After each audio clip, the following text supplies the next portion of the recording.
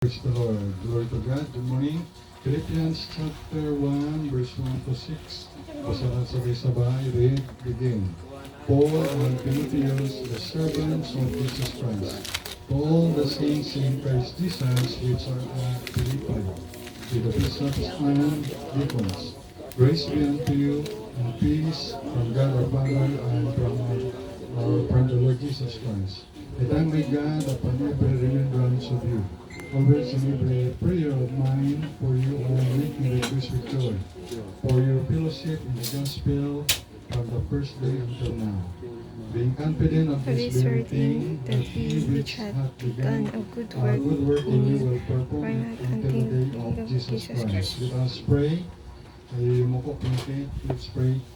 Our God, our loving Father, Lord, thank you for this day. Thank you sa yung salita, Sweet Holy Spirit, help us and forgive our sin, cleanse heart, Lord. Meron kami matutunan sa iyong salita at ito ay pagturo namin spiritually at paprayan ang bawat isa. In Jesus Christ's name, Amen. So, ang title ay Fellowship in the Gospel. No? Fellowship in the Gospel. So, ang book of Philippians, ito ay resources na book through suffering. The book is about Jesus Christ. Yung Jesus Christ in our life. So, yung Philippians na book ay si Lord Jesus na nasa ating buhay. Christ, in our mind, sa ating isip, nandun ang Panginoon si Kristo sa ating goal. Nandyan, sa goal natin, sa buhay natin, dapat nandyan ang Panginoon Jesus sa ating mga goal sa buhay natin. Ano naman yung mga desire mo? Kung ay engineer, architect, musician, teacher, CPA, o lawyer, ano man ang yung goal sa buhay, dapat si Lord Jesus Christ ay nasa yung mga goal. Jesus Christ also is our strength and joy. Christ is our joy through suffering. Kaya itong nasulat ni Apostol Paul itong buong Philippians, nasa bilangguan siya, na-preso siya. Despite of that, sumulat kami siya ng epistle o letter sa mga Christian, mga believers doon sa lugar ng Philippi. Siyempre, ang Philippi na yan ay sa yan, hanggang makamali, dyan man banda yun siguro sa may Greece o yan sa Europe na part. No? At it was written during Paul's imprisonment sa Rome, Italy. So, fellowship in the gospel. Sa ating kaya nagpipilosip dito because of the gospel of the Lord Jesus Christ. Kung wala naman si Lord Jesus Christ, hindi naman tayo nagsasama dito. Kung wala kay Jesus Christ, hindi naman natin mag-preach, mag-teach. Kung wala rin kay Lord Jesus, hindi kaya pupunta dito. Kaya ang ating fellowship, ang pagsama-sama natin ay sa gospel. Amen? Sa gospel ni Lord Jesus Christ. Fellowship in the gospel, number 1, you will be recognized. So sa pag-fellowship sa gospel ng Panginoon Jesus, ikaw ay ma-recognize sa verse 1. Ano sabi sa verse 1? Si Paul and Timotheus, the servants of Jesus Christ, all the saints in Christ Jesus which are at Philippi with the bishops and deacons. So dito makita natin na din-recognize mismo si Timotheus o si Timothy. Honor, bigyan sa honor siya ni Paul bilang siya ay anak sa pananampalataya ni Paul. At sinabi pa dito ay si Paul at saka si Timotheus o Timothy ay tinatawag na servants. So servants, sila ay alipin. Makiba yung servants sa slaves. Siyempre kung slaves ka ay iba kita talagang pag slaves ka ay parang wala kang halos karapatan sa sarili mo kasi slave ka, no? Slave. Pero kung servant ay meron tinatawag si Lord Jesus ay naging servant rin naman siya naghugas ng paan ng mga disciples. Servant siya. Tinatawag rin na servant leadership. Sa time ni Lord Jesus, sa time ng mga pastor, kaya meron mga conference na servant leadership na tinatawag. Hindi lang yun, i-recognize yung mga believers, hindi lang servants, kundi saints. Kaya sabi dito ay yung mga saints. Sabi dito ay yung mga saints, and to all the saints in Christ Jesus, which are at Philippi, with the bishop and deacons. So yung mga saints, siyempre natin yung mga saints na yan, yung mga sinner. Because of Jesus, sila naging saints, naging santo. Kaya tawagan, Santo Chi, Santo Jacmil, Santo Santa Cristal. Yan, saints. So naging saint at hindi lang naging soldiers. Na tawag rin sa, ni-recognize rin yung mga believers in Jesus, yung mga soldiers of Christ, mga ambassadors of Christ, mga soul winner, sons of God, mga saved, at mayroong Savior's love, Galatians 2:20, ang minahal ng Panginoong Isus yung mga believers sa Philippi, sa lugar ng tawag na sa Tagalog, Pilipos, kaya na-recognize sila. Number 2, you will be remembered sa verse 3 and 4. Ang sabi sa verse 3, I thank my God upon every remembrance of you. So, siya po sa Pablo ay nagpapasalamat sa Diyos sa bawat pag-aala sa kanila. So, inalala ni Apostol Pablo yung mga tagasunod believers ni Jesus doon sa Pilipos. So, you will be remembered. Imagine yung great man of God, the servant of God na si Paul, sabi si Timothy, ay nasabi niya, you will be remembered. So, nandun yung prayer. Kaya pinag-pray, kaya nalagay yung prayer sa ating buhay. Every day kailangan natin mag-pray. Kaya, kasi yung mga disgrasya ngayon sa highway, makita niyo naman, kaya doon sa may tangala na yun, dalawang motor, may isang motor na dumaan, hindi may other motor na dumaan, yung palang motor yung na-disgrasya, no? Dalawa git patay. No? So, ang dami na ngayon. Kahit katawid ka lang sa istansya, no? Sa pedestrian na yan, ha? Kaya, pedestrian sa pag-point pa sa LTO, pag-seminar, once na dumaan yung tao sa pedestrian, priority yan. So, dapat yung driver stop yet. Bigyang priority yung nag-tawid sa pedestrian. Pero, walang seminar siguro yung ibang driver.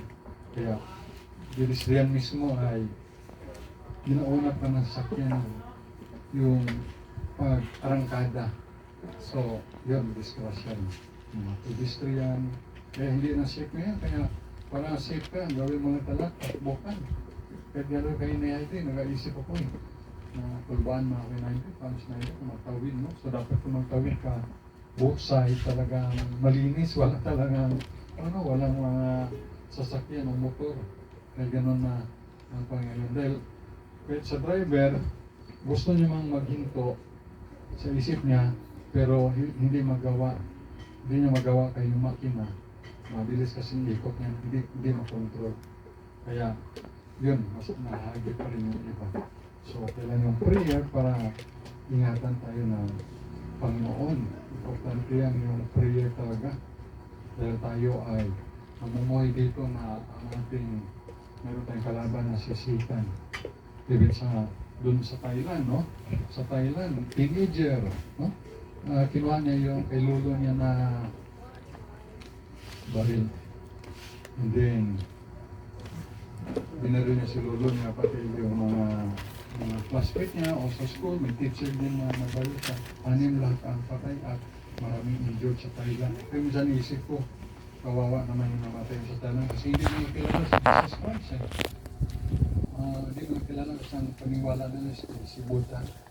Ibig sabihin, kung wala sila kay Jesus Christ, walang kaligtasan. So, samantalang dito tayo sa Pilipinas, kilala natin si Lord Jesus. Ulit-ulit natin na palutigin yung gospel. Na ang Panginoong Isus ay namatay sa ating kasalanan, nilibing, after 3 days, nabuhay siya mag-ulit. Kung sinong mananampalataya, manalig maniwala kay Jesus Christ, pupunta sa langit. So, pakinggan na natin maraming beses. Maybe 10 times, 20 times, 100 times, even yung mga natanda na, 1,000 times na siguro, ng gospel, death, burial, resurrection of Jesus, magpakinggan na natin. Kaya, blessed tayo. Pero yung mga tao pala sa Thailand, hindi man lang nila mapakinggan yan. Kaya kung marami lang sana ako, kung marami ito, no? Yung isa na ikaw, mag-aalaga ng English language para magturo ka doon sa Thailand at the same time maging missionary ka, native missionary, no? Diba? Hindi lang Thailand, even sa Japan. Sa Japan, yung mga young people doon, walang direksyon, namumuhay sila ng materialism, walang direksyon, walang purpose sa buhay. Yung iba din nag-suicide, mga kabataan sa Japan. Nabanggit yan yung speaker ng Sunday afternoon doon sa Bicani Makati. Di pa mo yan eh, i-share ko sa Facebook ko. Kaya ang daming, kung tingnan natin ang daming opportunity sa ating ng mga Pilipina, ng mga tagasunod ni Lord Jesus. Si Jesus Christ ang Lord Savior, na marami pa rin sa mga bansa na mga parang hindi pa nakakilala sa Panginoon. Alip dito sa Pilipinas ay halos, saturated, no? Yung, isip ko nga, yung mga guard doon sa Washington Round, guard sa Paribo Water District, guard sa Kilpo, yung Kayaguman, yung ilan, at yung mga tricycle driver, mga kabataan, even yung sa mga katinda ng mga isda, along the road, papuntang Washington, ay nabibigyan ko na ng gospel tracts. Even binibilang ko ng mga bigas sa palengke, even dito sa Bulwang. Nabigyan ko ng surini. Yung sabihin na paano ba yan, sira na niya. Tapos, doon sa ibang lugar, dito sa Kalibo, panabito yung gawain, 20. Mga baptist yan, mga 20 na. So, 20 na gawain, pero doon sa ibang lugar, wala na, kahit isa, wala din, no? Siyempre, hindi rin madaling pumunta doon. Siyempre, pamasahin mo pa lang, mahal na. Visa pa lang. Ano yung language study. Ang dami i-consider, dami pang kaya hindi rin madali. Kaya tayo nagsuporta lang tayo sa mga missionary. Hindi mo tayo makapunta, sila na lang. Kaya, by the grace of God, nag-support tayo. Ang Bethany Baptist Church Mission Kalibo ng 35 foreign missionary. Usually, kung yung lalaki, sabi ko, missionary, 324. Pero hindi man natin kaya lang supportahan tayo. Si mission pa naman tayo. Kaya ang kaya lang natin ay 35 o 36 sa clearinghouse. Kung hindi naman missionary clearinghouse, facility ba? Siyempre may mga sila ng mga staff. So, daming mga nabanggit ko na sa inyo, no? Thailand lang, Japan, iba pang lugar. Sa Vietnam, meron yung sa Mongolia. O meron ng tatlo ng pamilya. Ang sa unang missionary ay ang tawag ay Mongol 1. Mongol 2 yung pangalaman kasi sa lapis pa may Mongol 1, Mongol 2. Kaya ang missionary na si, nag-press rin doon na ang hapon sa Bicani Makati. May Mongol 3 naman ako. Mongol 3, diba, sa Mongolia, gamit siyang pangatlo na sila ng pamilya. Ang Mongol 3 tawag. Ay, doon din, ganun din doon. No?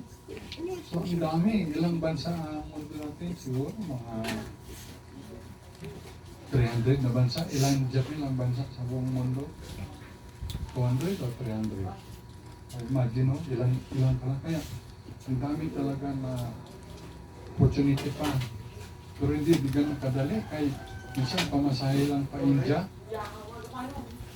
Pamasahe lang. Lang tatlo pa na. Pero pa, 85,000. Pamasahe lang nila pa India. Mga mo. At paano lang aton nga ginatao? 5 pesos, di ba? Tapos 85,000 nilang pamasahe. Pero ako mga tulungan ng mga churches. Kaya, balik tayo doon sa Thailand ngayon. Na namamatay yung mga kabataan sa Thailand, mga estudyante, baril sila. Namatay sila, hindi sila nakakilala kay Jesus Christ. Kaya kung hindi sila nakakilala sa Panginoon Jesus, mapahamak sila sa impyerno. So, salamat kung mayroong mission doon. Sana doon si Pastor Ribot na nag-mission sa Thailand at mayroon pang iba pa. Kaya yun po mga kapatid na sitwasyon sa ating kapaligiran sa ngayon. So kailangan ang prayer, you will remember, pinag-pray ni Paul, at nandun yung sa prayer, ito yung thanksgiving to God at yung with joy nasa puso. Verse 4, always in every prayer of mine for you all making request with joy. Kailangan prayer at siyempre, despite na nabilanggo si Paul, may joy pa rin siya sa kanyang puso. Even yung Philippian jailer nga, na-save rin. Kaya, you will be remembered. So, kailangan ang prayer ng bawat isa. So, yung, kaya tayo, fellowship in the gospel, fellowship tayo, di ba? Fellowship, ship, barko. Fellowship tayo in the gospel of the Lord Jesus Christ. Number 1, You will be recognized. Number 2, you will be remembered. Maalala ka. Pag tayo nagka-fellowship sa gospel ng Panginoon, maalala ka, si ganito, si brother, ang ganito, si sister. Yung nagka-fellowship sa gospel ni Lord Jesus Christ, involved sa gawa ng Panginoon, maalala siya. Tulad ni Kuya Julius. No? Talagang supportive siya sa gawain dito sa Bitan ni Baptist Church Mission Calibo. Brad Joseph. At yung bawat isa. Si Heidi, faithful. Quite faithful na sa Panginoon. At bawat isa dito. Kaya, you will be remembered. You will be recognized. You will be remembered. And then the last, you will be rewarded. Verse 5 and 6. You will be rewarded for your fellowship in the gospel from the first day until now. Sabi ni Pablo, ang yung pagkipag-fellowship, pagkikisa sa Ebanghelyo ng Panginoon mula sa unang araw hanggang ngayon. So talagang nandun yung fellowship nila despite na nabilanggo ang leader nila sa Apostol Pablo. Binalanggo doon sa Roma, Italy. Being confident, so mayroong confident blessings sa fellowship at good fellowship at may confident pa of this very thing which hath begun good work in you. Siyempre, dito began a good work in you will perform it until the day of Jesus Christ. So God first, so began, simula sa Panginoon. So simula sa Panginoon, matatapos sa Panginoon. Okay? So, gumagahay, mas maganda na nagsimula sa Panginoon, matatapos sa Panginoon. Nakakalungkot na nagsimula sa Panginoon, nag-backslide, hindi nagpatuloy. Nakakalungkot. Pero kung wala sa Panginoon, hindi nakasimula sa Panginoon, pero ba na huli, nasa Panginoon na, mas maganda. So, dapat consistent, tuloy-tuloy. At ang Panginoon naman, itapat siya na will perform it, ibig sabihin, lulubusin ng Panginoon. Yung good work na ginawa ng Panginoon Isus sa ating buhay, ay, sabi doon, ay i-perform niya. Of the very thing that He which have begun a good work in you, na ang Panginoon Isus ay gumawa ng mabuting gawa sa buhay mo, ay will perform it, lulubusin niya ng Panginoon hanggang sa araw ng Panginoon sa Kristo. Ibig sabihin sa pagdating ni Jesus Christ, ay lulubusin. Ibig sabihin gano'n ka-faithful ang Panginoon. Like verse ni Pastor Nabli ay 1 Thessalonians 5:24 na faithful is He that calleth you, who will also do it. Tingnan natin yung like verse Pastor Jerry Nabli na faithful is He that calleth you, who also will do it. First Thessalonians 5:24.